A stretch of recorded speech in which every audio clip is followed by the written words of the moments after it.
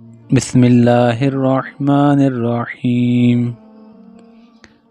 حضرت سیدنا سلمان فارسی رضی اللہ تعالیٰ عنہ سے مروی ہے، اللہ عز و جل کے محبوب صلی اللہ تعالیٰ علیہ وآلہ وسلم کا فرمان ذی شان ہے، رجب میں ایک دن اور ایک رات ہے، جو اس دن روزہ رکھے اور رات کو قیام کرے تو گویا اس نے 100 سال کے روزے رکھے، 100 برس کی شب بیداری کی، اور یہ رجب کی 27 تاریخ ہے۔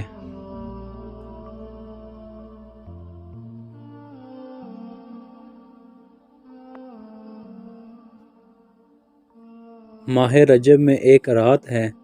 کہ اس میں نیک عمل کرنے والے کو 100 برس کی نیکیوں کا ثواب ہے، اور وہ رجب کی 27ویں شب ہے،